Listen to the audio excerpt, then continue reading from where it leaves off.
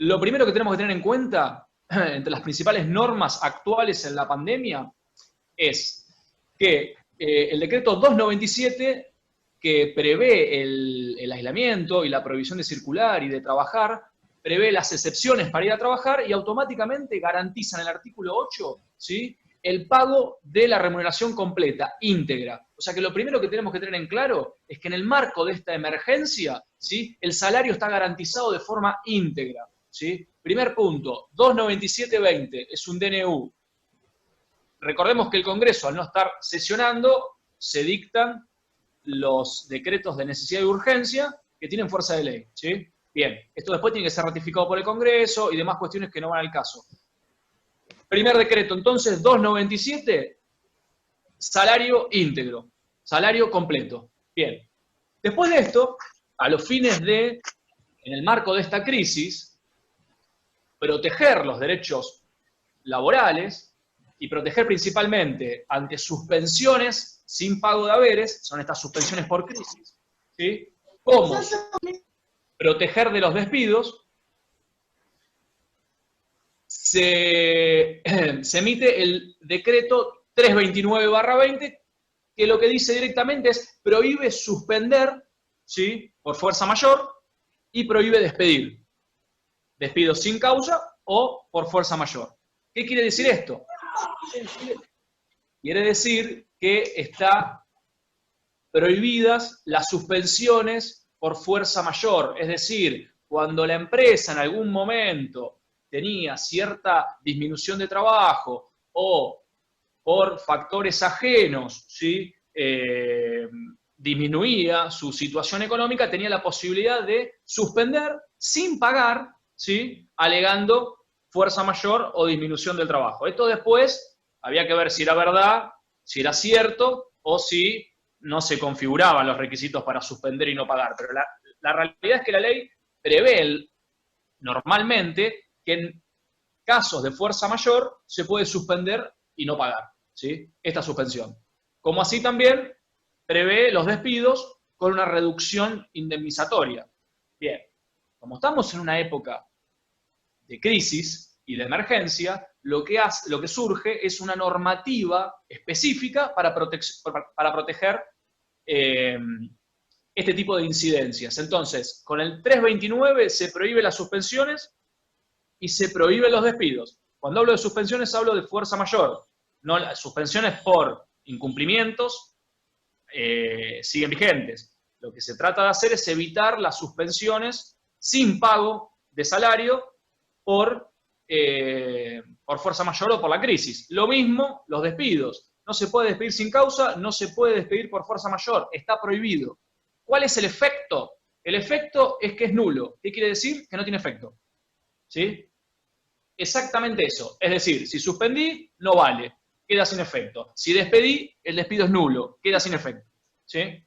Bien, entonces tenemos 297, garantiza el sueldo completo. 329, ¿sí?, prohíbe las suspensiones y prohíbe los despidos por fuerza mayor. A esto hay que agregarle que tenemos el decreto 3419 de diciembre del 2019, del año pasado, que prevía y prevé, porque fue prorrogado, todo esto está vigente, la duplicación de las indemnizaciones ante despidos. Es decir, que a partir de diciembre del año pasado, todo despido le iban a corresponder todas las indemnizaciones legales más la duplicación de todas las indemnizaciones legales. Con esto lo que se hace es darle más fuerza, ¿sí?, y más protección al empleo. ¿Por qué? Porque se duplica la sanción ante el despido, es decir, el despido más caro. Bien. Todo esto se mantiene vigente. Salario completo, prohibición de despido y suspensión, doble indemnización. Y en el marco de las actividades que pueden y no pueden trabajar, tenemos que entender que el principio, ¿sí?, es que está prohibido circular y prohibido trabajar. A excepción, ¿sí?, de determinadas actividades que están habilitadas para trabajar. Y por otro lado, todas las que se puedan hacer desde la casa, a título de teletrabajo, también están habilitadas. A esto hay que agregarle, ¿sí?, que ciertos trabajadores fueron dispensados, o mejor dicho, se les reconoce una licencia, ¿sí?, para lo cual tienen justificado no ir a trabajar y, obviamente, cobrar el sueldo íntegro, porque eso ya está dispuesto en el decreto 297. El caso principal acá es, bueno, a ver, acá tenemos, la escolaridad está suspendida, ¿sí? Tampoco hay guarderías, para lo cual la ley lo que hace, mejor dicho, hay una resolución, que es la resolución 207 del Ministerio de Trabajo, que dispensa de ir a trabajar al padre o madre, progenitor, con hijo a cargo en edad escolar. O sea, uno de los dos, ¿sí?, quien esté a cargo, está dispensado de ir a trabajar. Es decir, le reconoce una licencia paga de forma íntegra si se da esta situación. ¿Por qué? Porque claramente, ¿sí?, tiene que trabajar en su hogar y está a cargo de los hijos que no van a ir al colegio y tampoco hay guardería. Por lo cual, lo que se hace es, se contempla esa situación en este marco de emergencia y el Estado debe intervenir para proteger esto, ¿sí? Bien, ¿hasta acá alguna duda? Esta es la normativa y lo resumí y simplifiqué lo más que pude. ¿Estamos bien? Hola Pablo, ¿me escuchás? Sí, sí, ¿quién? ¿Cómo te va? Danilo Ojeda te habla, soy delegado de Musimundo de Resistencia. Hola, Mira, ¿cómo te va? muy bien. Creo que está la compañera por ahí. Tenemos un caso acá eh, que tienen una criatura que es de alto riesgo. Obviamente la compañera presentó el historial médico de esta criatura, pero según Recursos Humanos de Musimundo dice que le van a dar la licencia, pero sin goce de haberes. Nosotros ya empezamos con el tema de carta de documentos.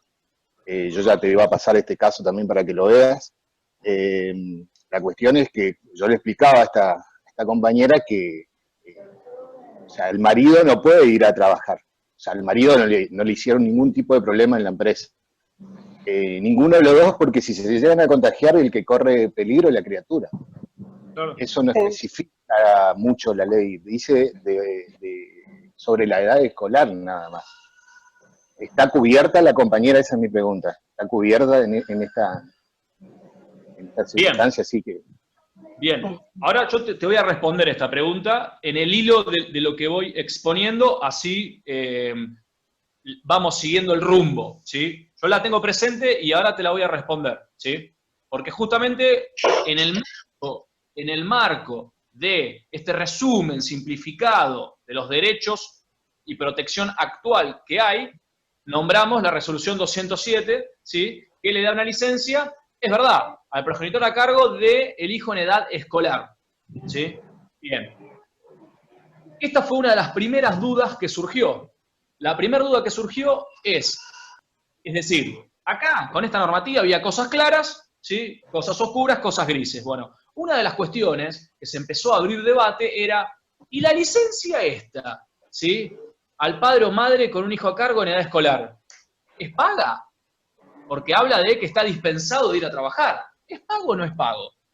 A ver, haciendo un análisis con el decreto 297 que yo acabo de mencionar, que habla del salario íntegro, y que la idea de la emergencia es proteger el salario, el empleo y la salud, ¿sí?, claramente la licencia tiene que ser paga. Y por otro lado, si analizamos la propia resolución, habla justamente de que se lo está dispensando, ¿sí?, y se le está reconociendo el derecho al cobro, si no, se lo estaría dejando en una situación peor de la que estaba. Ahora bien, otra de la discusión es qué pasa con los hijos que no están en edad escolar, ¿sí? Esto la ley no dice nada. Aclaración previa, la ley no hay que tomarla de forma textual, ¿sí?, sino que la ley no va a prever todos los supuestos posibles, para lo cual uno tiene que matizar esto con los distintos derechos y normativa que hay, ¿sí? Bien. Nosotros tuvimos el primer fallo que se expidió sobre este tema, ¿sí?, que es Gómez Benítez, es un caso de Walmart, que es exactamente igual a lo que vos planteás. En este caso, ella estaba a cargo, ¿sí?, del hijo, y no podía ir a trabajar. En este marco ella avisa a la empresa, a Walmart, por el sistema habitual, ¿sí? Esto es por teléfono a la superior, y lo que le dicen es, mirá, la licencia yo te la doy, pero no es paga, ¿sí? Se te justifican los días, no hay ningún problema, pero no es paga, es decir, no es abandono de trabajo, pero esto no es pago. Bien, lo que hicimos directamente fue, obviamente, intimar por esta cuestión, y Walmart responde diciendo, se le va a otorgar una licencia sin goce de sueldo. Lo mismo que vos me estás comentando, pero lo impone. A ver, analicemos esto.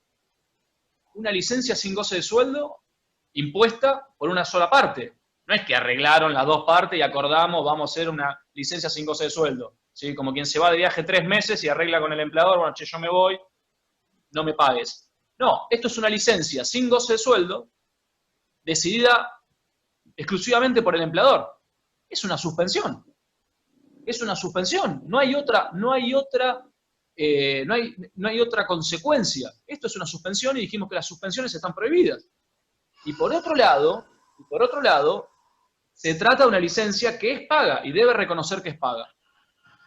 Bien, atendiendo esto, ¿sí? Lo que hicimos fue meter una medida cautelar, que fue el primer caso que se resolvió sobre este tema, Gómez Benítez con Walmart, la jueza falló, resolvió, diciendo que sí, que se le reconoce y se le debe reconocer la licencia, y que esa licencia es paga, y ordena el pago de los haberes de abril, que ese era el que estábamos reclamando. ¿Sí?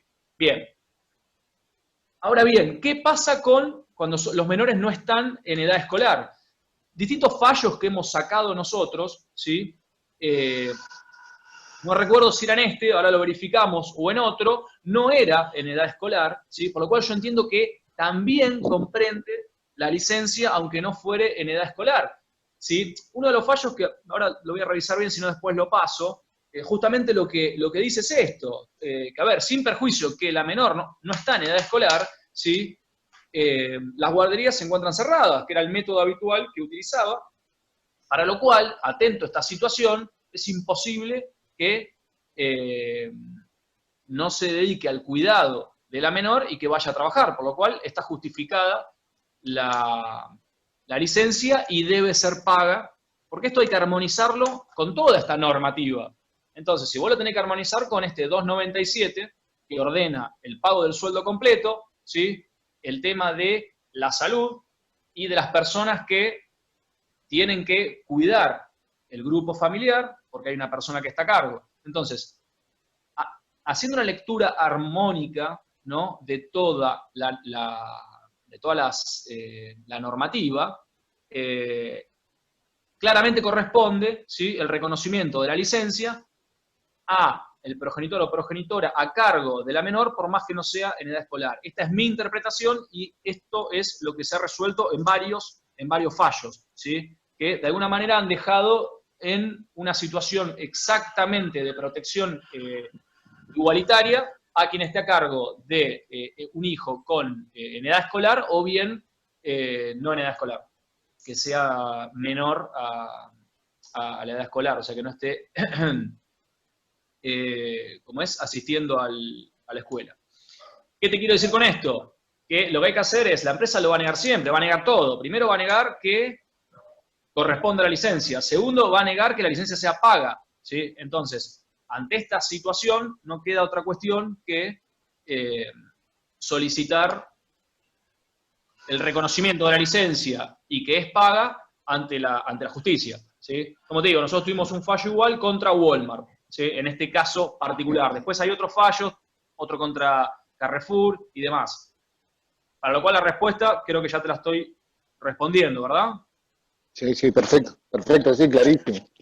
Entonces, en conclusión, Daniel, es absolutamente viable un reclamo en ese caso, corresponde, se le reconozca la licencia a la compañera, ¿sí? Aún así que el hijo no esté en edad escolar, porque esto surge de un análisis completo de toda esta normativa, ¿sí? Sería ilógico que, porque no está en edad escolar, ¿sí?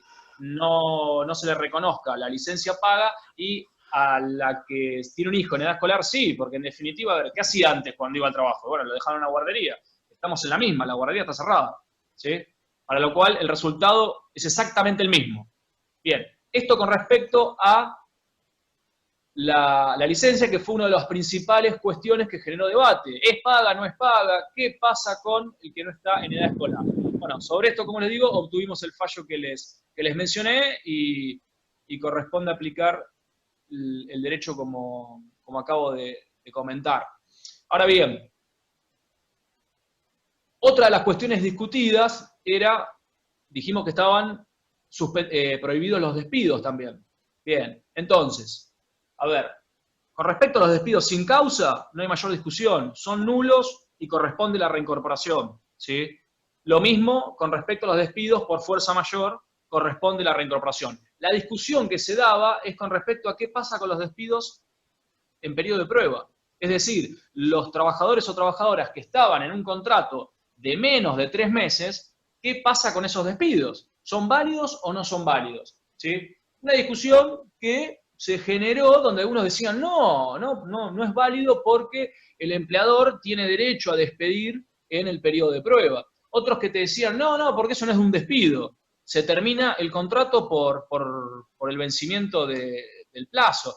Lo cual me parecía un debate o una opinión de mala técnica, si se quiere. ¿Por qué? Porque analizando bien el periodo de prueba, para que ustedes lo entiendan, no es una modalidad de contrato, es decir, no existe el contrato a prueba. El periodo de prueba es el mismo contrato, ¿sí? A tiempo indeterminado, que continúa hasta la jubilación, o la renuncia, o un despido, que los primeros 3 meses se entiende a prueba, porque en esos 3 meses el empleador puede despedir y no pagar indemnización. Pero es el mismo, único contrato. Y el despido en periodo de prueba es un despido. Y el despido está prohibido. Por lo cual, todo despido sin causa, o con fuerza, o por fuerza mayor, está prohibido. Incluso también en el periodo de prueba. Entonces, sobre esto también obtuvimos el primer fallo, la primera sentencia de la Justicia Nacional del Trabajo, en la causa Bernal Douglas, era contra las cadenas de kioscos Open 25, lo habían despedido en periodo de prueba y presentamos una cautelar. Ahora voy a explicar bien esto de la cautelar y este adelanto de la justicia, ¿sí? Pero en realidad la justificación es, tenemos una prohibición de despido. El despido en periodo de prueba es un despido, por ende está prohibido. Y la urgencia es que justamente lo que hay que garantizar es el empleo y el salario. Y ante un despido no se están garantizando ninguna de las dos cuestiones. Y si voy a tener que esperar 3 años a que salga una sentencia para que me reincorporen, no sirve, ¿sí? ¿Por qué? Porque en realidad lo que quiero proteger, ¿sí?, no se está protegiendo. Al no dar la cautelar y al no otorgar justicia de forma inmediata, ¿sí?, lo que se hace de alguna manera es economizar, ¿sí?, el reclamo. Porque lo que se trata de cuidar acá, de proteger, de garantizar, es el empleo y el salario. No obtener una indemnización dentro de 3 años, ¿sí? Esas serán otro tipo de acciones. O tal vez corresponda, aparte de una reincorporación inmediata, una indemnización. Es otra cuestión. Pero lo que se intenta proteger es el salario y el empleo. Máxime en esta normativa actual, donde está prohibido circular. Está prohibido circular. La normativa atiende principalmente a una cuestión de salud. Para lo cual, la protección del empleo tiene que ser de manera inmediata, porque el trabajador o la trabajadora no está autorizada a circular para ir a buscar trabajo. Por lo cual, la situación a los fines de encontrar trabajo es compleja, ¿sí? No se puede circular, por lo cual tampoco pueden utilizar otros medios a los fines de, valerse de otros medios a los fines de generar dinero. Por lo cual, el empleo es un derecho que tiene que estar garantizado. El salario es exactamente lo mismo. Es un crédito de carácter alimentario, sustento del grupo familiar. Lo mismo, no se puede circular a los fines de valerse de otros medios para generar ingresos. por lo cual el salario tiene que estar garantizado. Un despido lo que hace justamente es negar el empleo y el salario, por lo cual tiene que tener un remedio judicial inmediato, ¿sí? Esto fue lo que se resolvió en este fallo, ordenando la reincorporación inmediata y el pago de salarios. Se protege el salario, se protege el empleo, ¿sí? Y por ende también, no nos olvidemos que con el empleo está la obra social, ¿sí? Entonces, también se protege tener una cobertura de obra social en el marco de una pandemia. Estamos hablando de una crisis sanitaria, por lo cual la cobertura de obra social es importante. Entonces, esto tiene prioridad. No podemos esperar 1 año, 2 años, 3 años, ¿sí?, a que la justicia se digne a resolver algo que es evidente, ¿sí? Hay una prohibición de despido, están protegiendo el empleo, el salario y la cobertura de obra social, no le demos más vuelta, ¿sí? Bien. Entonces, la discusión en materia de periodo de prueba ya se ha expedido a la justicia, esto no quiere decir que sea así en todos los casos, pero hemos logrado que resuelvan a favor, ¿sí? Por ende, el despido está prohibido, ¿sí?, sin causa o por fuerza mayor, aún en casos de periodo de prueba. Lo que no quedó resuelto todavía en la Justicia Nacional de Trabajo es qué pasa con los despidos con causa, ¿sí? Porque eso no es tan prohibido. O sea, un despido con justa causa es válido y no está prohibido, lo cual está bien, es un despido con justa causa. El problema no es el despido con justa causa, el problema es el despido donde me invocan una causa que es falsa, que es improcedente, que es un invento, que no es justa causa. ¿Qué hacemos con eso? ¿Sí? A ver, el resultado es el mismo. Un despido con justa causa, donde la causal es falsa o improcedente, en realidad es un despido sin causa, donde están alegando una causa falsa, ¿sí? Para lo cual el resultado es el mismo, está prohibido, reincorporación y demás. La cuestión acá es si es procedente vía cautelar o no. Esta es la cuestión. ¿Por qué digo esto? Porque determinar la causa del despido es objeto de prueba y de todo un juicio, para lo cual el resultado va a ser el mismo, sí, no hay ningún problema. Una vez que se prueba que la causal es falsa o improcedente o no es justa causa, bueno, corresponde la reincorporación y demás. El tema es si te lo van a dar como cautelar de forma inmediata o hay que esperar todo un juicio. Ahí está la cuestión, ¿sí? Sobre esto, la Justicia Nacional de Trabajo no conozco ningún fallo, no salió nada. Nosotros tenemos 2 o 3 casos puntuales, ¿sí?, ya iniciados con esto. De hecho, bueno, una de las audiencias que ahí le estaba comentando Gustavo es justamente por 2 despidos con causa. Entonces, ¿cuál va a ser la cuestión acá? Ya se han expedido sobre esto, ¿sí?, por ejemplo, en un tribunal de Misiones, otro de Mendoza, donde lo que dicen es, bueno, a ver, ya de los términos de la carta documento, esta causal no cumple los requisitos, ¿sí? Por lo cual, el empleador no puede evadir la norma de prohibición de despido alegando una causa que ya desde la lectura de la carta documento es improcedente, por lo cual corresponde la reincorporación, ¿sí? Ni hablemos de si hay otras garantías de protección, como pueden ser la maternidad, como puede ser que sea candidato a delegado, como puede ser que sea delegado, todo lo cual va a generar un atenuante de protección, ¿sí?, no solamente la prohibición. Resumen de esto último. Un despido con justa causa sería válido. El despido con invocación de causa, pero si es falsa, improcedente, un invento la causa, obtiene el mismo resultado que el despido común, es decir, es prohibido y corresponde la reincorporación. La pregunta es, ¿me lo darán como cautelar porque no es tan evidente? Bueno, a ver, acá va a haber que analizar los términos de la causal, si directamente no cumple con los requisitos, porque es genérica, porque dice ante reiteradas y incumplimientos en los últimos 2 años, sin especificarlos y demás, bueno, va a corresponder sí hacer lugar a la cautelar. De otra manera, habrá que aportar alguna otra prueba como para fortalecer, ¿sí?,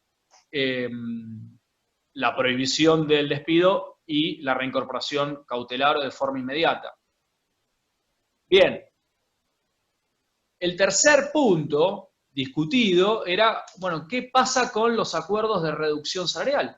Porque hasta acá todo muy bonito, pero yo le estaría diciendo que tenemos el sueldo completo, ¿sí? Garantizado con el 297, está prohibido suspender, está prohibido despedir, la licencia por progenitor o progenitor a cargo es paga. Bueno, pero ¿qué pasa? Porque a mí me están reduciendo el sueldo. Está todo hermoso, pero me están reduciendo el sueldo.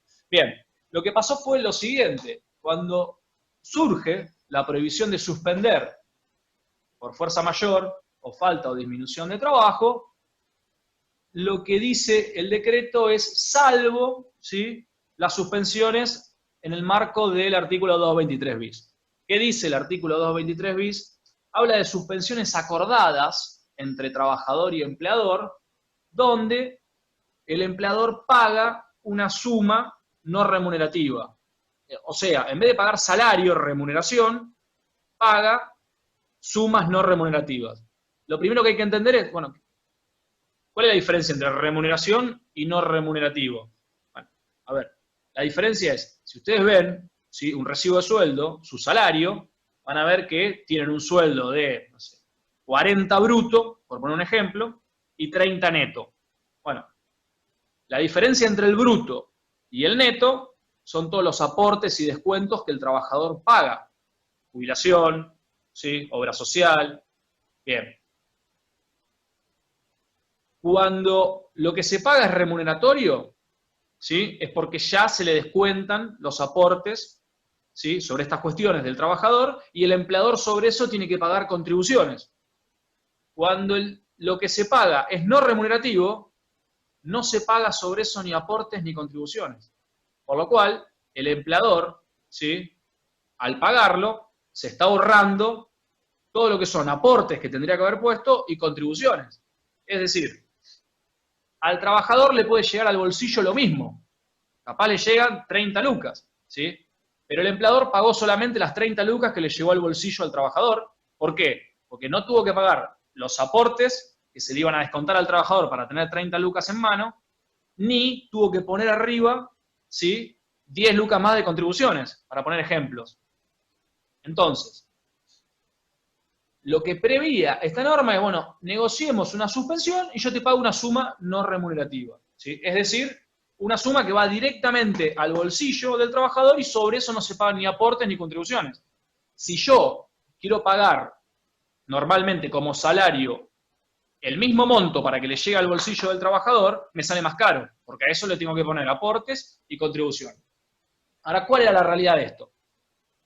El artículo 223 bis prevía suspensiones acordadas con pago de sumas no remunerativas, sin aportes ni contribuciones, para las suspensiones por fuerza mayor. Esas suspensiones que no se pagaba nada de salario. ¿Sí? Recuerdan que yo les dije, cuando empezamos esto, que las suspensiones por fuerza mayor normales, las habituales, que cuando hay crisis la empresa suspende y no paga más por determinado periodo, esas están prohibidas. Bien. El 223 bis lo que prevía era que cuando sucedían esas suspensiones, ¿sí?, yo suspendo toda la planta por 15 días o por un mes porque bajaron las ventas. Listo, no le pago a nadie le pago. Pero por el 223 bis, lo que se prevía era que el empleador podría arreglar y pagar algo, no remunerativo, porque se ahorraba también los aportes y contribuciones. Pero ahí tenemos que analizar que era o no me pagaban nada o me pagan algo. Hoy esas suspensiones están prohibidas, por lo cual a mí me tienen que pagar el 100%. ¿Sí? Entonces, tenemos que analizar la aplicación de ese tipo de suspensión acordada en este contexto. En un contexto donde la suspensión está prohibida y a mí me tienen que garantizar el salario completo. Para lo cual,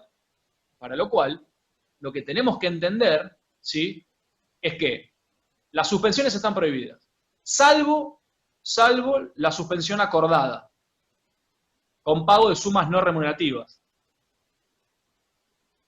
Entonces, lo que hicieron acá, ¿sí?, es aprovechar esta situación para generar reducciones. Reducciones que no prevé la norma las reducciones, y entiendo que analizando con toda la normativa y todo el derecho, son absolutamente ilícitas las reducciones. ¿Por qué? Primero, para que haya una reducción tiene que ser acordada. Es decir, tiene que haber voluntad de las dos partes, sí, listo. Acá claramente de la parte trabajadora no hay voluntad de nada si no le conviene.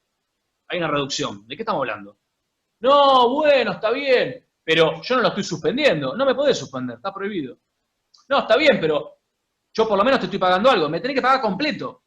Si el 297 que yo cité al principio dice me tenés que pagar el sueldo completo. El 329 dice está prohibido suspender.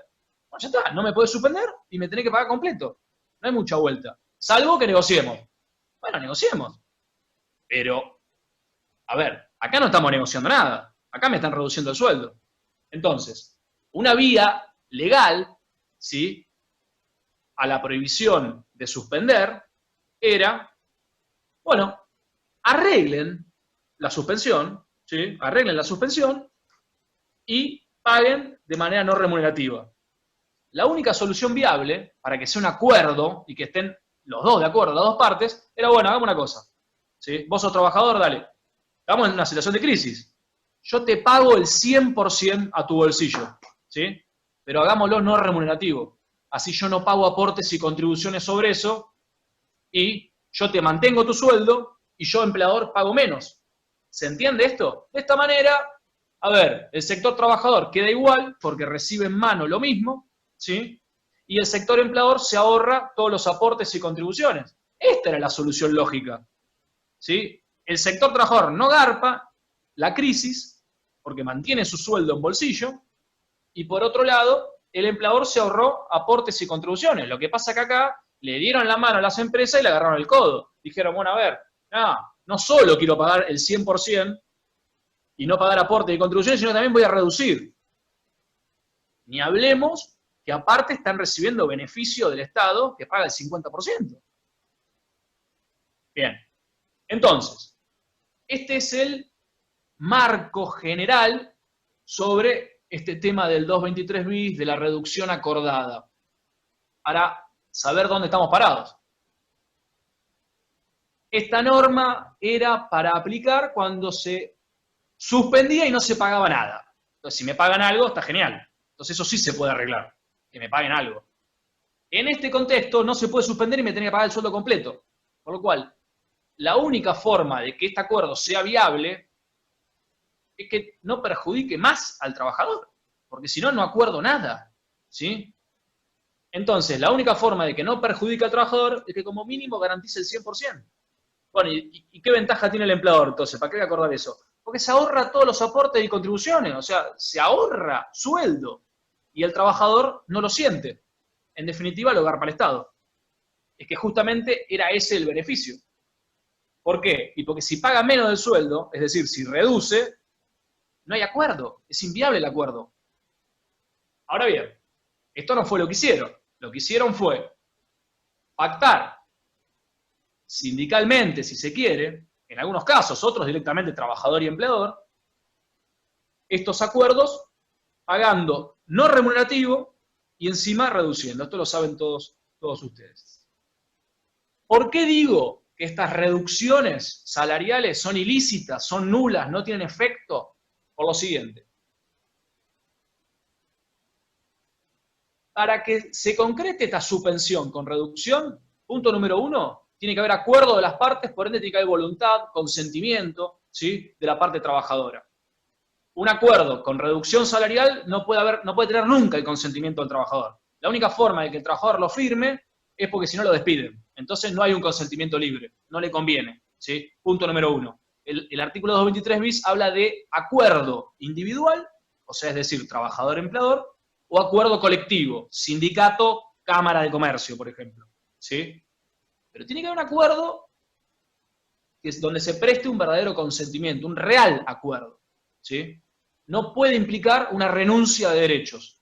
En este caso, lo que se está haciendo es no se está acordando, no se está negociando, se está resignando directamente. Es una mera renuncia. ¿Qué gana el trabajador o qué gana el sindicato de este lado? Nada.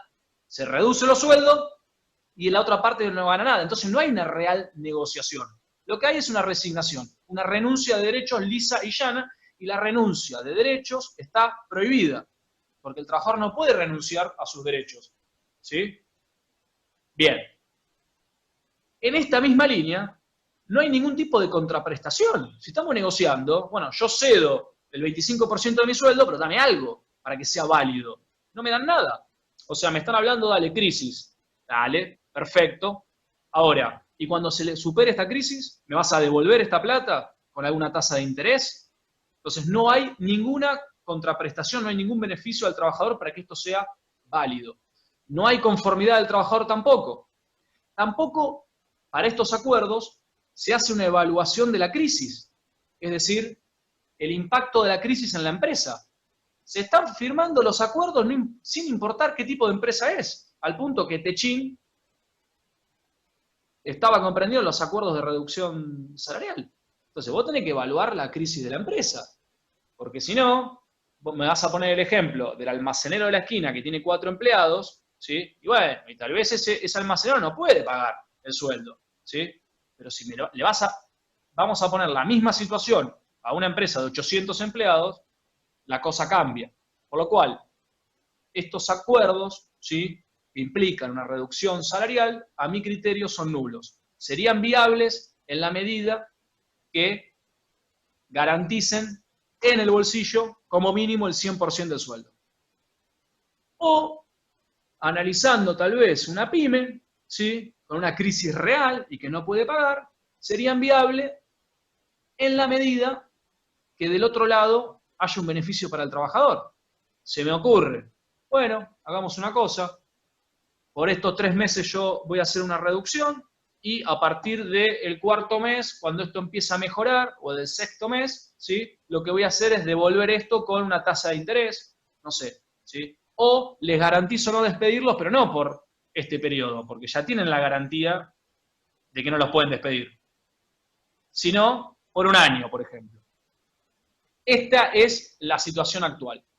En este marco, ayer salió una sentencia, una medida cautelar, en la cual justamente lo que reclamamos fue que se dejen sin efecto esta reducción salarial. McDonald's le había generado una reducción salarial a los trabajadores, en este caso una trabajadora que le venía el recibo de sueldo, reducción salarial 223 bis. ¿Sí?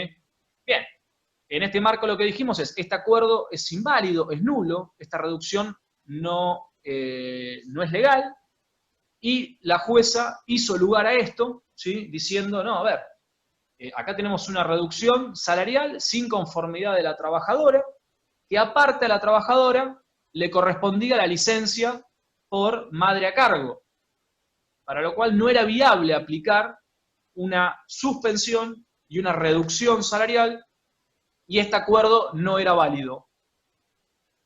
Y lo que correspondía era que se le reconozca la licencia y se le pague de forma completa.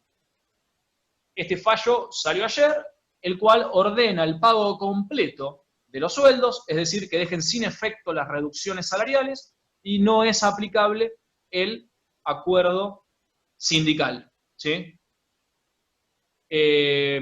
Hasta acá dudas, porque yo hablo bastante rápido, tal vez lo vengo mareando. Gustavo, ¿cómo viene?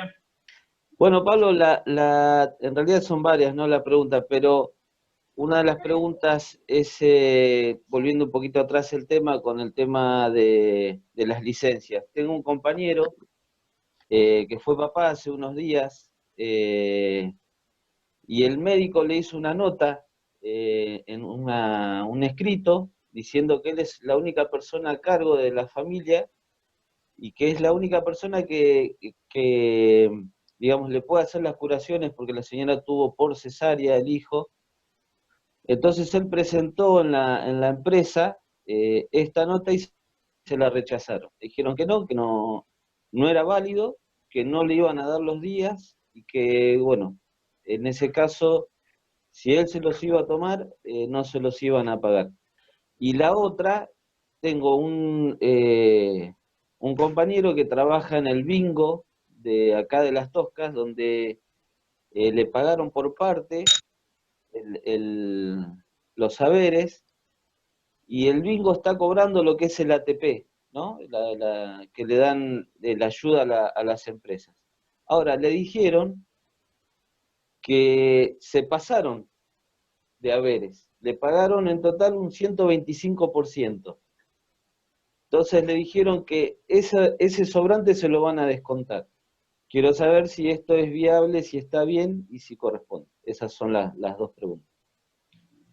Bueno, a ver, con la pregunta número 1, estamos hablando de un trabajador que está al cuidado de su señora y de la hija o hijo recién nacido, ¿verdad?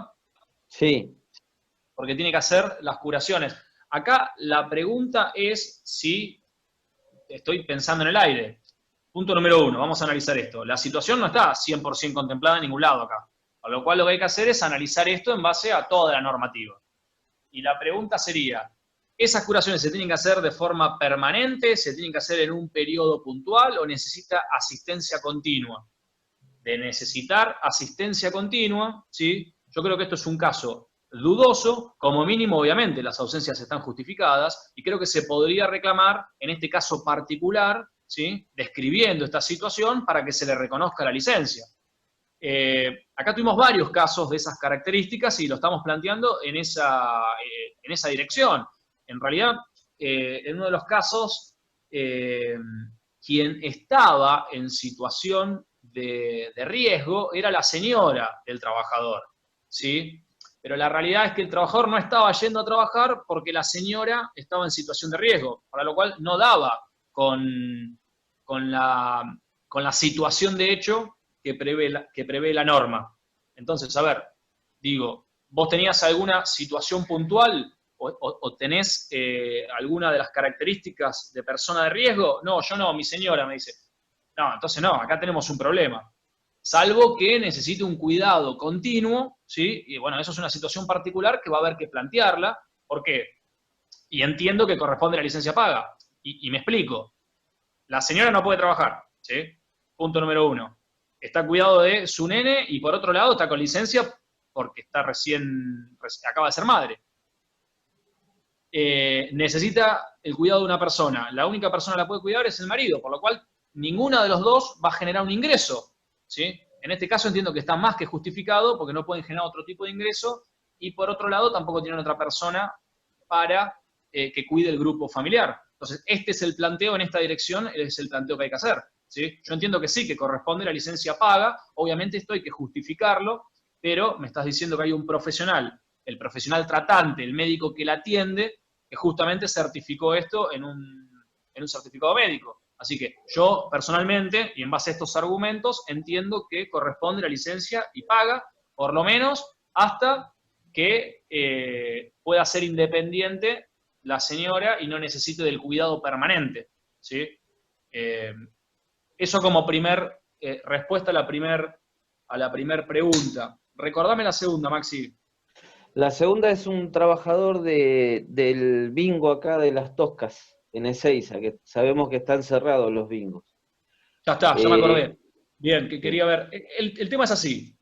El tema es así. Con el ATP lo que hizo el Estado, el gobierno, es otorgar un beneficio, ¿sí?, a ciertas empresas pagando parte del salario. Para lo cual, esto tiene un mínimo de un salario mínimo y un máximo de 2 salarios, ¿sí? Lo que el empleador tiene que hacer es, o mejor dicho, el trabajador tiene garantizado el pago del sueldo íntegro, total, ¿sí? Bien. Para lo cual, con este beneficio del ATP, el ANSES paga una parte y la diferencia hasta el total lo paga la empresa, ¿sí? Para lo cual, el trabajador tiene que tener garantizado el pago del 100%, ¿sí? Si se excede, sí, es válido que se tome a cuenta del mes que viene, el problema es que no sea inferior.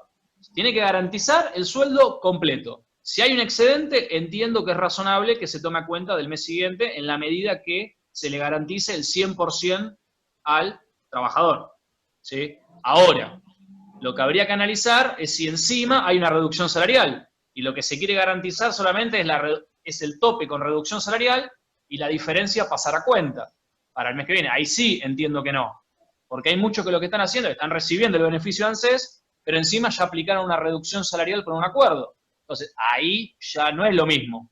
Es decir, ANSES me paga el 50% y la empresa me paga el 25%, ¿sí? Ponele que ese mes se excedió ANSES y completo el 100% y la empresa quiere sacarme el 25% porque había una reducción salarial, no. Yo tengo que tener garantizado el sueldo completo, ¿sí? Si sobra, bueno, queda cuenta, no hay ningún problema, pero no menos que eso y sin reducción, ¿sí? Claro, está bien. Sí, sí, porque acá lo que se había planteado era una reducción de sueldo, le iban a pagar el 75% del sueldo. Y la otra parte se lo pagaba ANSES. ¿Qué pasa? ANSES le pagó un 50%. Por eso de ahí el 25% excedente que dice que se lo van a descontar. Esa es básicamente... Se toma cuenta del mes que viene porque es un Claro. excedente. A ver, se cubrió el 100% del salario, bueno, ya está garantizado el sueldo. Así que en eso no veo mayor inconveniente. ¿Qué tal? Buenas tardes. Mira, te quería hacer una consulta. Nosotros somos repositores externos acá de Córdoba. La primera pregunta sería, acá tenemos un tema con las horas de trabajo. Por ejemplo, yo trabajo por Unilever, nosotros trabajamos 44 horas semanales por el convenio colectivo de Córdoba. Asimismo, hay otras empresas, más que todas las por agencia, que ellos trabajan 48 semanales, pero están pasados de horas porque los sábados les exigen trabajar 8 horas. Mi pregunta es, porque dicen que como la empresa está en Buenos Aires, corresponden las 48 horas. Pero los sábados trabajan hasta 3, 4 de la tarde. Esa es la primera pregunta. Es la gran duda que tienen, que siempre me dicen los compañeros externos, más que todos los de agencia. Por otro lado, también tengo el caso mío. Yo solicité una licencia, que primero me dijeron que sí, primero me dijeron que no, después me dijeron que sí, pero sin goce de sueldo. Ya me habían mareado porque yo soy padre de 2 menores de edad en edad escolar, pero en mi caso yo tengo mi suegra que le dio una ACV, quedó en estado cuadripléjico, y por este tema de la pandemia, mi señora que no trabaja, quedó aislada del cuidado de la madre porque le dieron un cuidado domiciliario por el momento.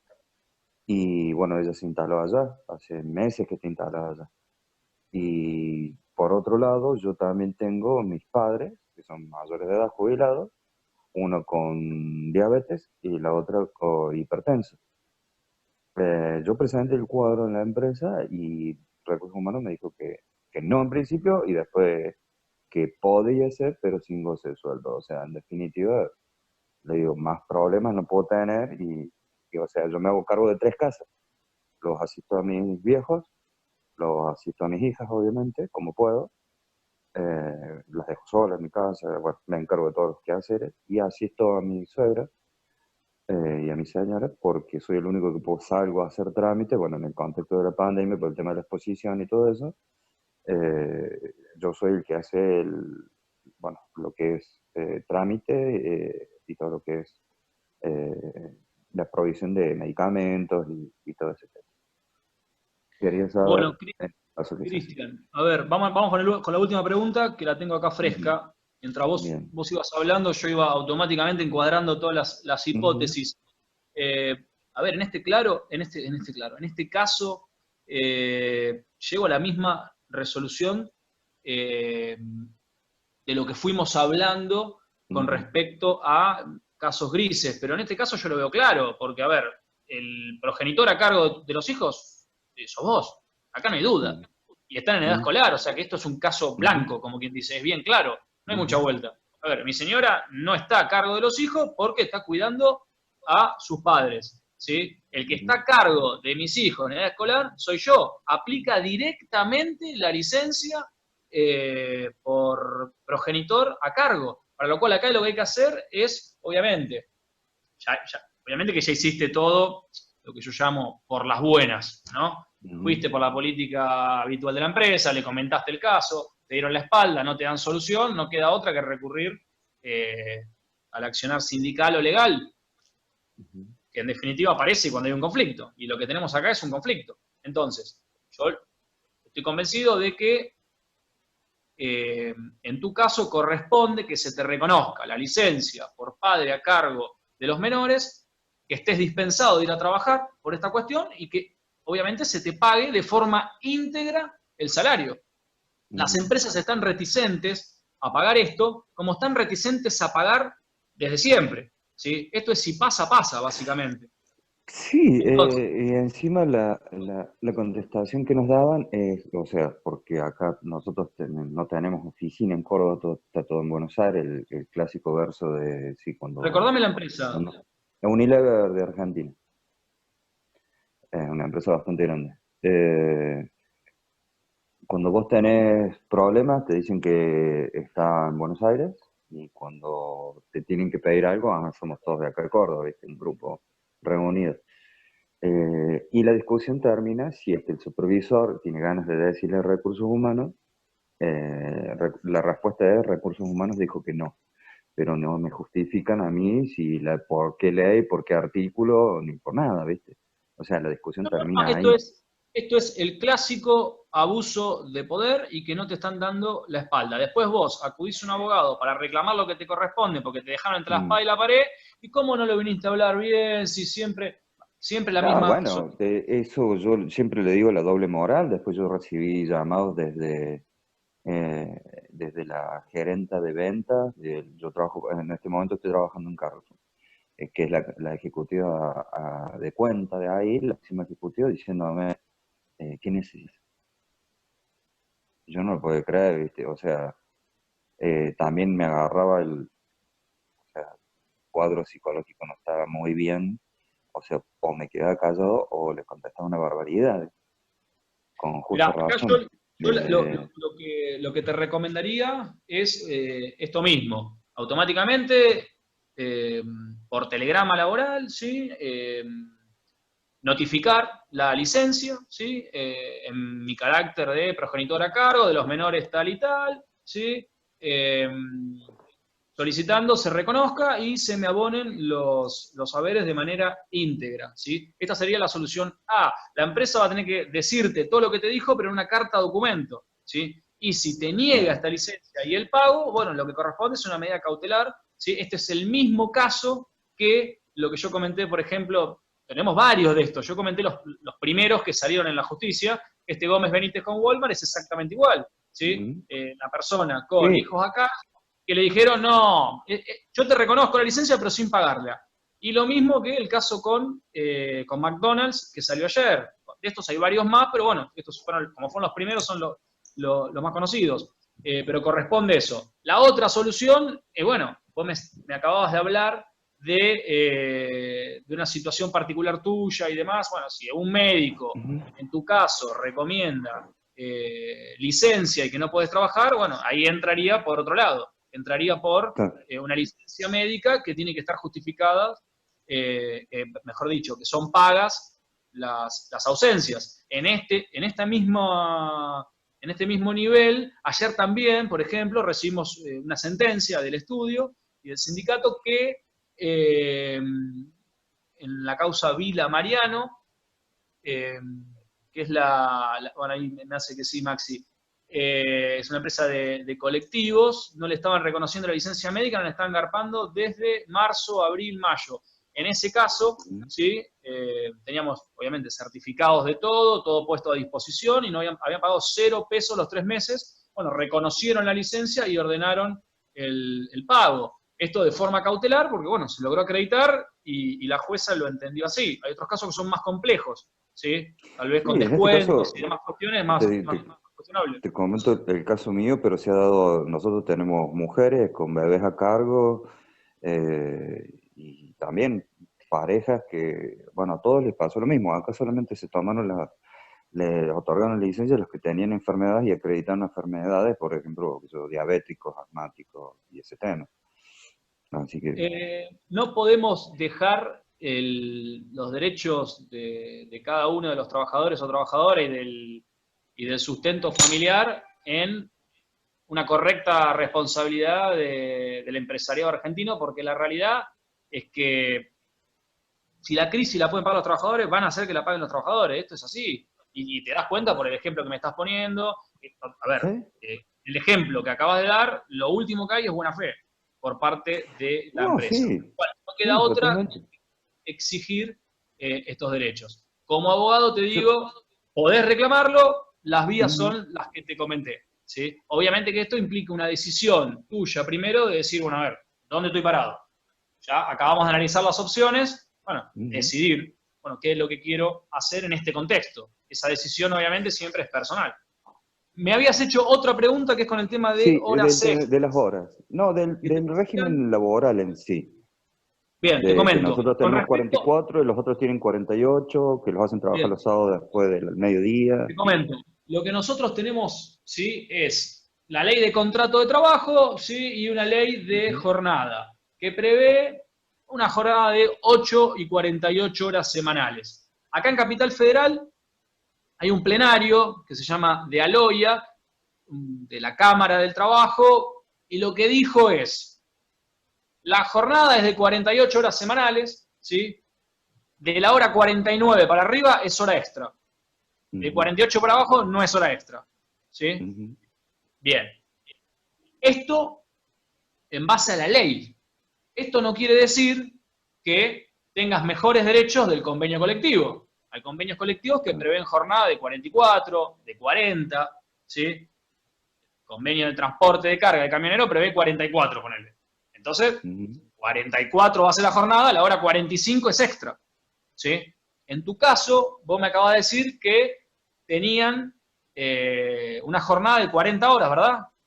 No, nosotros con la empresa 4. nosotros tenemos 44, Bien, porque ellos dicen entonces, que el convenio colectivo de Córdoba es de 44 full, bien, lo que entonces, consideran full en tu time. caso, en tu caso el convenio colectivo mejora el derecho de la ley y de 48 la reduce a 44, por lo cual la hora Claro. 45 en adelante es hora extra, se paga con recargo. En el caso de tu compañero hay que ver qué se le aplica, pero si trabaja de lo mismo que vos, ¿sí? Mm. Nada más que es tercerizado, ¿sí? Claro, es por le, va, agencia. Todos los casos de la agencia. le va a corresponder 44 horas. ¿Sí? ¿Por Ujú, qué? Si trabaja de lo mismo que trabajás vos, ¿sí? Hay una garantía constitucional que es igual remuneración por igual derecho, por igual trabajo. Y por otro lado, el derecho de igualdad. Entonces, estamos haciendo el ujú. mismo trabajo, ¿sí? Con la misma contracción, la misma eficacia y demás, no puede haber una aplicación de derechos distinta, ¿sí? Por lo cual corresponde, acá lo que están pasando está habiendo una discriminación con el personal externo. Entonces, Sí.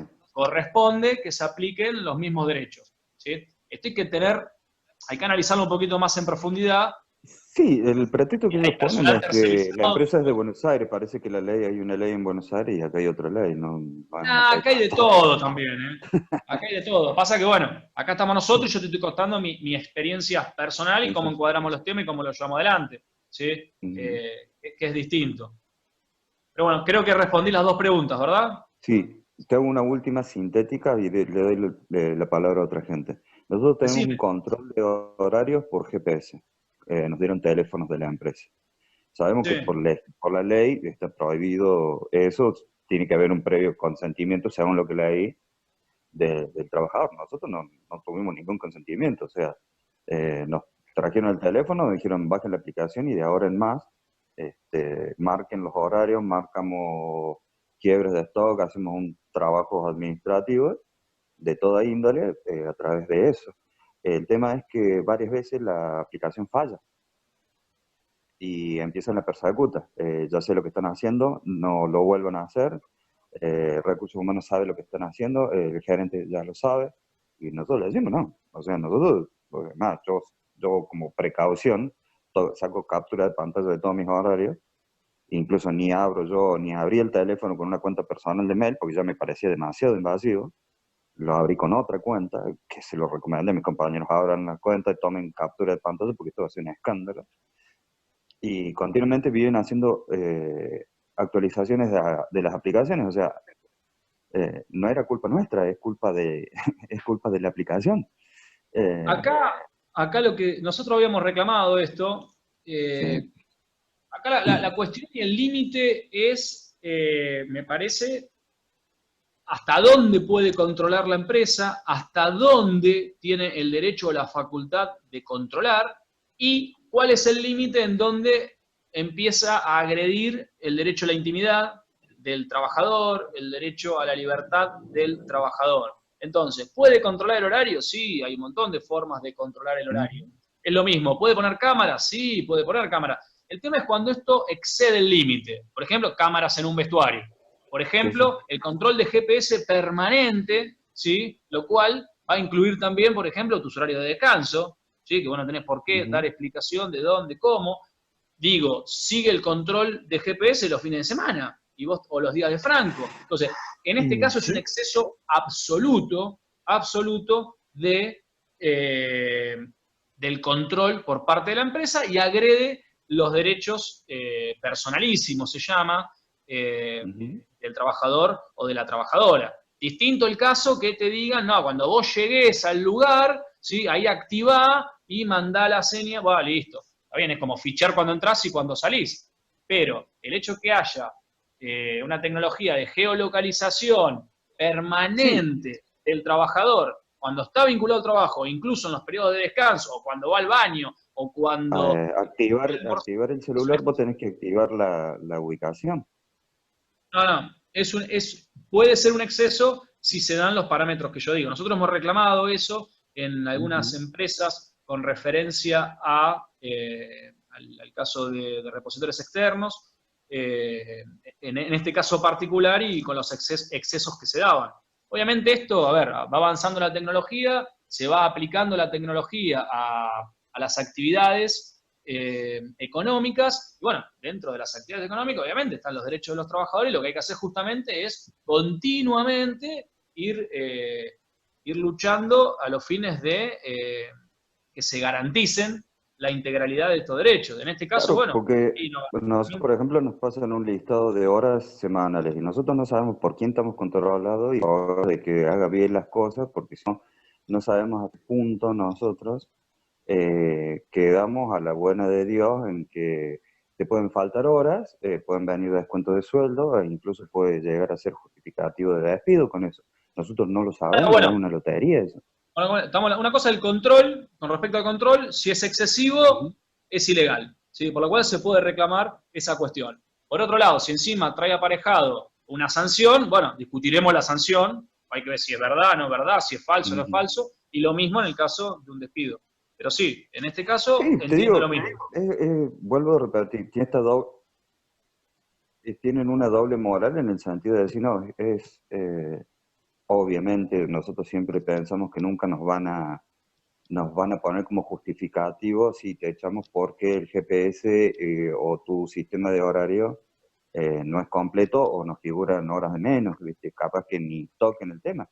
Pero es un modo de presión que tienen, en donde vos depende, parece que tu trabajo depende de una maquinita, que ojalá que tenga datos, que ojalá tenga señal y que ojalá que el gozo que controla ese tema haga bien las cosas, ¿viste? Es como que parece Matrix esto.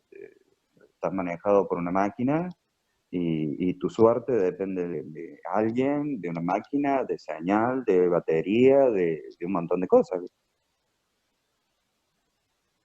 Bueno, eso era lo último que yo preguntaba, ya le doy la palabra a otro compañero. Muchísimas gracias, me aclaró un montón las cosas. Si algún compañero quiere decir algo, que se anote ahí, me avisa. Yo lo que quería consultarte, Pablo, ¿qué onda con las horas del sábado después de las 13? Porque el domingo al 100 se restableció el pago del domingo al 100 desde 2007, pero las horas de entre las 13 del sábado en adelante, muy poca o casi ninguna empresa lo está abonando. Eso como primera pregunta. Y segundo, es ¿cómo debe manejarse un trabajador ante un caso de COVID en el lugar de trabajo? Se confirmó un caso de COVID, ¿qué tiene que hacer? Porque hoy lo que piensan los trabajadores es que tiene que la empresa darme la autorización para aislarme, o tiene que venir el gobierno o el municipio a decirme que me vaya a mi casa. Y por lo que tengo entendido, lo que nosotros entendemos del decreto es que está en cabeza del trabajador el deber de comunicar y de aislarse, no es... la empresa podría o sea, tener un protocolo, pero de hecho está demostrado que no se aplican esos protocolos. A lo sumo habrá algunos traslados a otras sucursales, pero ¿qué es lo que debe hacer el trabajador cuando un compañero, compañera contrae el COVID, o cuando un contacto estrecho de ese compañero de trabajo y terminan aislando?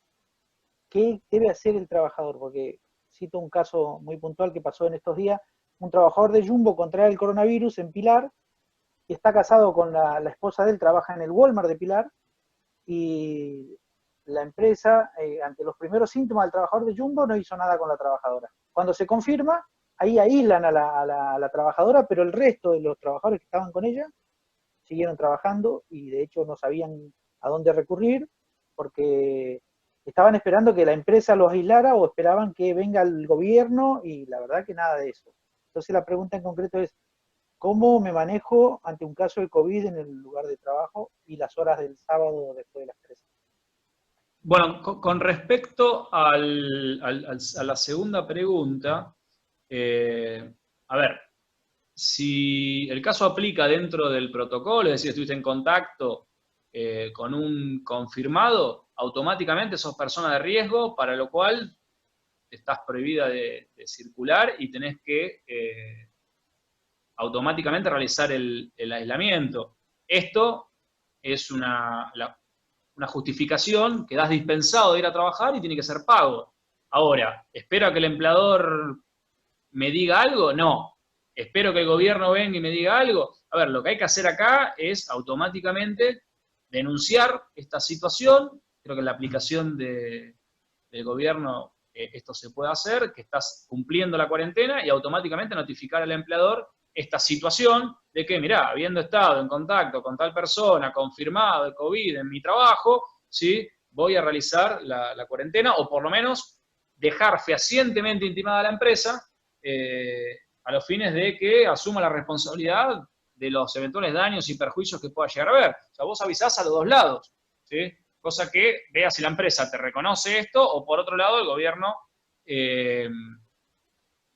resuelve en consecuencia, ¿sí? Pero si se dan estos requisitos, ¿sí?, ese trabajador es persona de riesgo, está dispensada de ir a trabajar.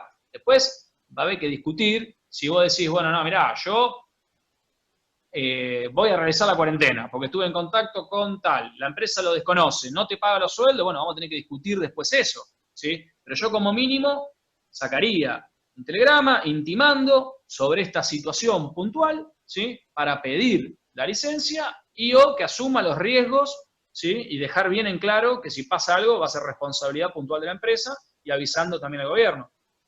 Después, es como todo, a ver, digo, no, lo voy a cumplir, y si me descuentan tengo que ir a reclamar. Ahí vamos a estar con un gran debate, ¿sí? Pero en definitiva, legalmente corresponde que está dispensado de ir a trabajar y que se le pague el sueldo. Me preguntás prácticamente en la práctica qué haría. Bueno, lo que estamos haciendo justamente es eso nosotros. Estamos denunciando por telegrama esta situación y pidiendo y manifestando el tema de la cuarentena por persona de riesgo, ¿sí?, bajo percibimiento, obviamente, de que asuma los daños y perjuicios la empresa. Pero dejarlo más que en claro con esta situación. Del otro lado de la moneda, lo que tenemos acá es que la empresa tiene el deber de seguridad, y con esto, el deber de seguridad lo tiene habitualmente ya. Es decir, si nos encontramos trabajando en una actividad que tiene dentro de los agentes de riesgo, no sé, manipulación de pesos, posturas inadecuadas, por ejemplo, todo lo que son daños ergonómicos, si se quiere, o la empresa va a tener que brindar los elementos de protección, capacitación, exámenes periódicos. O sea, el deber de seguridad ya lo tiene la empresa en lo habitual. Bueno, en este contexto, ¿sí?, de una emergencia sanitaria por una pandemia, obviamente que va a tener un control de seguridad mucho más exhaustivo, porque acá lo que va a tener que hacer es, bueno, ofrecer los elementos de protección como barbijos, alcohol en gel, el distanciamiento. Bien, todas estas cuestiones, ¿sí?, hacen al deber de seguridad de la empresa. Lo mismo, aislar a este tipo de trabajadores que van a ser personas de riesgo. Todo esto es parte del deber de seguridad, previsión y prevención de la empresa. Si no lo cumple, bueno, obviamente que toda obligación incumplida se puede reclamar. ¿Qué es lo que se puede reclamar? Que cumpla con estas obligaciones. ¿Hay precedentes de esto? Sí, hay precedentes. En el caso, por ejemplo, hay 2 o 3 fallos de la justicia del trabajo donde se ordenó directamente a que se cumpla con el deber de seguridad, se otorguen barbijos, alcohol en gel, distanciamiento social. O sea, ha sucedido esto. Es decir, se puede reclamar y ha habido recepción favorable. Esto como todo. Los hechos van por un lado, el derecho va por el otro, o mejor dicho, separemos hecho y derecho. A veces se encuentran, a veces no, pero tenemos que separarlo porque vos decís, bueno, a ver, la situación fáctica, los hechos son todos estos. Bueno, yo te voy a decir, a todo esto le corresponden todos estos derechos. Después hay que ver, ¿sí?, cómo lo probás, cómo en la práctica definís la mejor estrategia, ¿conviene ir por este lado o conviene ir por este otro? ¿Sí? Por eso, aclaro, lo que yo haría en este caso y lo que estamos haciendo es automáticamente denunciarlo y de forma paralela denunciar todos los incumplimientos en materia de seguridad, que están atenuados por la situación de pandemia. Y si incluso la empresa lo desconoce, se puede iniciar tranquilamente una acción a los fines que cumpla con el deber de seguridad. Esto con respecto a la segunda pregunta. La primera pregunta, me hablas de las horas después de las 13 los sábados, es decir, las horas en la jornada prohibida, que son los sábados, bueno, del sábado inglés, sábado después de las 13. A ver, si supera las 48 horas, estamos ante hora extra, es decir, no si supera las 48 horas, si supera la jornada normal y habitual, que en la ley es de 48 horas, pero puede ser más beneficiosa en el convenio colectivo o en el contrato de trabajo, si yo arreglé una jornada de 38 horas, por ejemplo, todo lo que la supere va a ser hora extra. La hora extra de lunes a viernes y el sábado hasta las 13 se paga el 50%. El sábado después de la 1 de la tarde y el domingo se paga el 100%. Por lo cual la primera solución es que esa hora va con un recargo al 100%. Ahora, la pregunta que vos me hacés seguramente es ¿qué pasa con el que no supera las 48 horas pero labura el sábado después de las 13? Lo del domingo está solucionado, ¿sí? Yo entiendo que la respuesta es la misma, esto lo debatimos varias veces, y con el respecto al sábado inglés, la ley lo que establece es que si se trabaja en ese periodo se debe dar un franco compensatorio, y si no se otorga el franco compensatorio, se puede ejercer ese franco compensatorio y reclamar el recargo, ¿sí?, por esas horas trabajadas. Sinceramente, en la práctica no se acostumbra a hacer esto. Esta es la realidad. Esto no quiere decir que legalmente corresponda o no corresponda. Legalmente creo que la ley en esto es clara. Me preguntás sobre precedentes judiciales, nosotros tenemos varios iniciados sin resolución todavía, que fue lo que iniciamos a raíz de tu propuesta con estos temas. Pero hoy resoluciones concretas de esto no hay y en la práctica no suele aplicarse. Sí lo estamos reclamando en bastantes casos. Bueno, varios de esos son en la empresa Coppel, donde acostumbraban a no superar las 48 horas, pero trabajar los sábados después de las 13. ¿Sí? Distinto el caso, hay que ver bien las particularidades, pero se había dado el caso, si recordás, con los trabajadores de Ribeiro, donde ellos no superaban las 48 y trabajaban el sábado después de las 13, a lo cual no podíamos reclamar horas extras, porque se las habían sacado, pero sí lo que había pasado es que le habían modificado la jornada a ellos. Entonces, ellos laburaban de lunes a viernes y hacían horas extras los sábados, y ahora le habían dado un franco en la semana y que trabaje el sábado después de las 13. Entonces dijimos, no, pará, acá hay un cambio de las condiciones de trabajo, porque me estás haciendo laburar los sábados después de las 13 cuando yo laburaba de forma normal de lunes a viernes.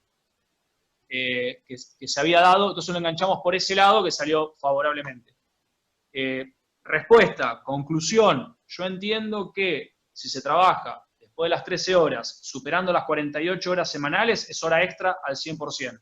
Si no se superan las 48 horas semanales, corresponde un descanso compensatorio en la semana por las mismas horas. Si no se da ese descanso, se puede ejercer ese descanso y o reclamar el incremento por esas horas trabajadas. Lo mismo que el domingo.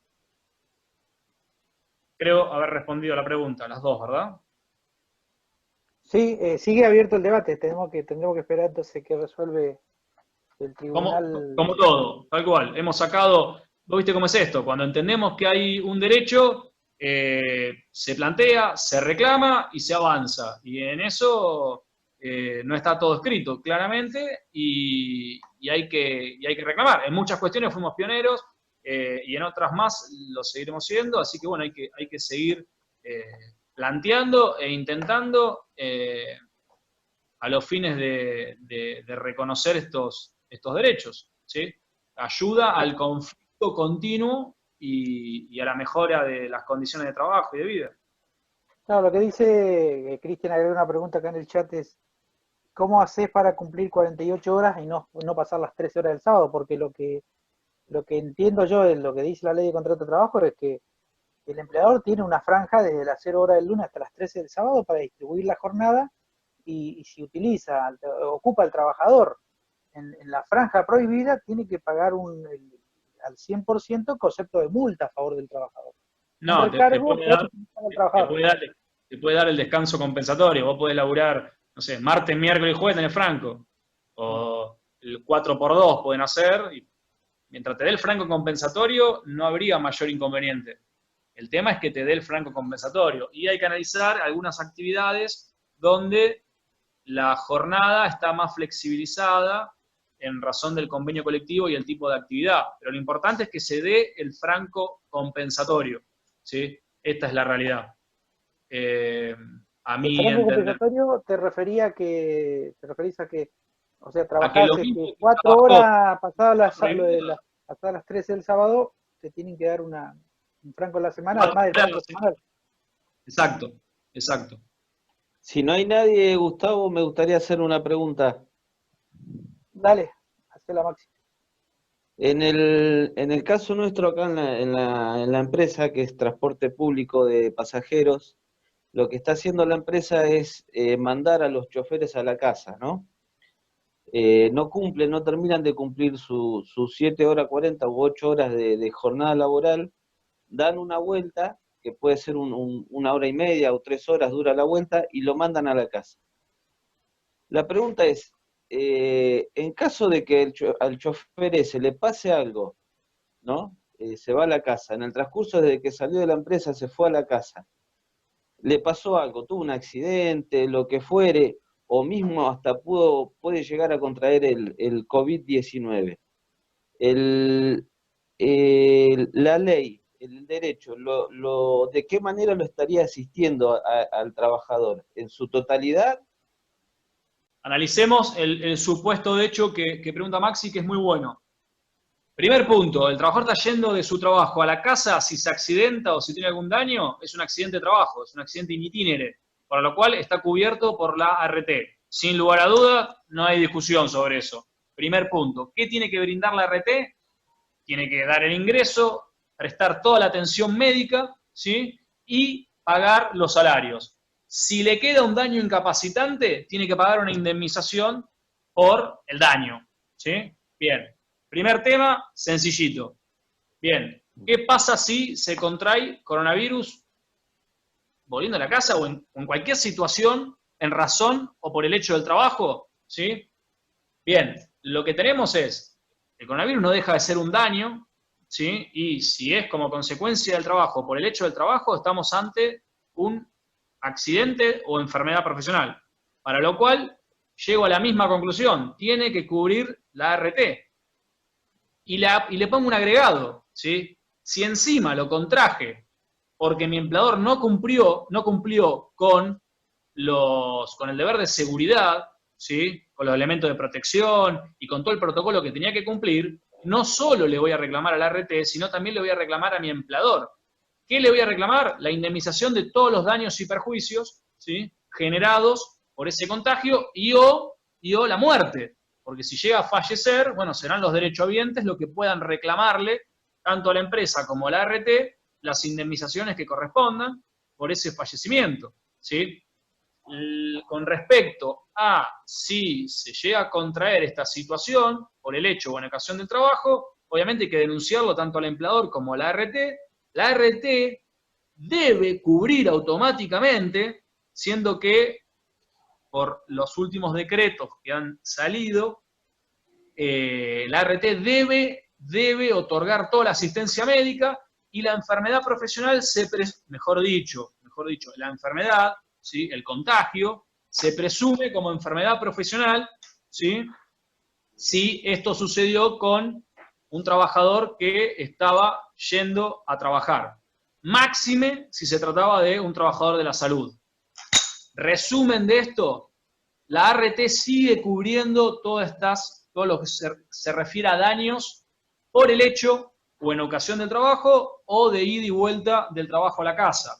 En el caso de contagiarse del COVID por el hecho del trabajo, ¿sí? O en ocasión del trabajo, es decir, porque trabajo en un hospital o porque atiendo gente en un supermercado continuamente y es donde me lo contagié, es decir, uno es por el hecho y otro en razón, en ocasión, del trabajo, no dejamos de estar frente a un accidente o una enfermedad profesional y debe cubrir la ART. Y si encima hay culpa de la empresa por los incumplimientos al deber de seguridad, ¿sí? También va a responder la empresa. Y cuando digo accidente y enfermedad, digo porque la realidad es una discusión técnica, pero en la práctica es lo mismo, debe responder. Acá lo que tenemos es un daño, ¿sí? Si el daño se ocasionó como un accidente o como una enfermedad, es una discusión que se está dando que me parece en vano a lo que atiende tu pregunta. Si me preguntan a mí, el virus se contagia o no se contagia, y se contagia en un mismo instante, por lo cual tiene más efecto de accidente que de enfermedad. No es que se va generando progresivamente a lo largo del tiempo. Te contagiaste, ya está. Entonces, tranquilamente tiene más carácter de accidente que de enfermedad. Puede entrar como accidente y transitar como una enfermedad. Es exactamente igual. Se trata de un daño relacionado al trabajo y por ende es un daño laboral. Debe responder la ART y si fue por un incumplimiento de las medidas de seguridad de la empresa, debe responder también la empresa en una indemnización de daños y perjuicios, ¿sí? Ya sea por incapacidad permanente, si le quedó un daño, o por fallecimiento, los herederos, ¿sí? Los derechohabientes, en caso de que el trabajador o trabajadora falleciera. Creo haber respondido, ¿verdad, Maxi? Sí, perfecto, porque ahí estaba la duda, ¿viste? De que no sabían si vos te ibas o no, bueno, si te cubría o no, pero está perfecto aclarado.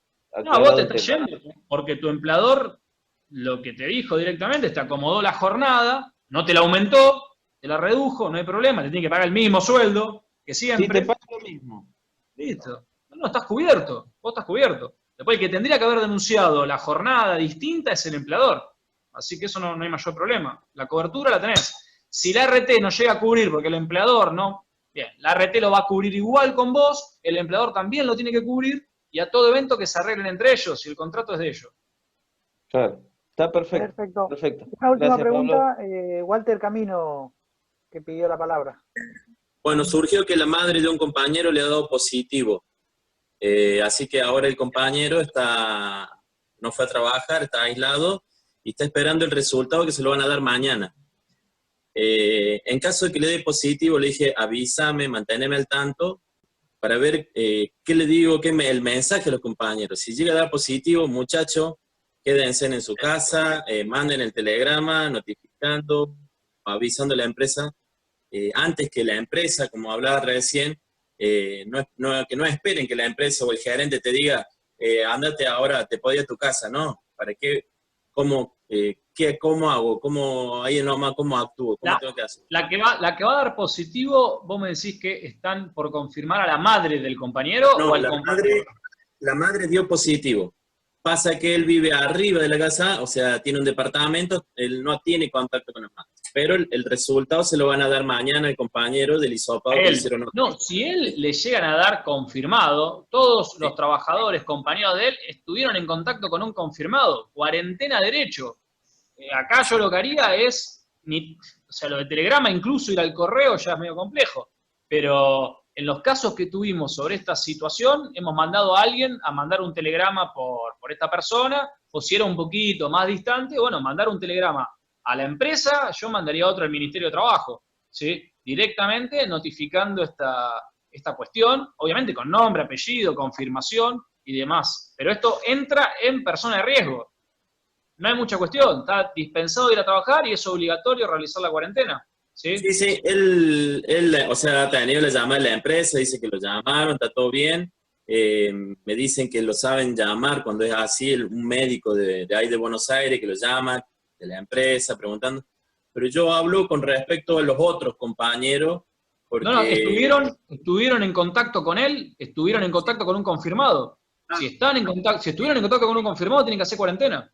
¿Sí? Y de hecho, avisaría al Ministerio de Trabajo para que tome las medidas que tenga que tomar con el establecimiento. Porque ese trabajador estuvo confirmado y habrá que realizar las medidas de desinfección y que correspondan en base al protocolo. Pero lo mínimo que hay que hacer acá es realizar la cuarentena, notificar esto, y yo notificaría también al gobierno. O sea, en ese caso, el Ministerio de Trabajo. Perfecto. Era eso nomás y muchas gracias. No, por favor. Bueno, espero que haya quedado más o menos claro y poder resolver algunas dudas y cuestiones. Así que gracias por la invitación.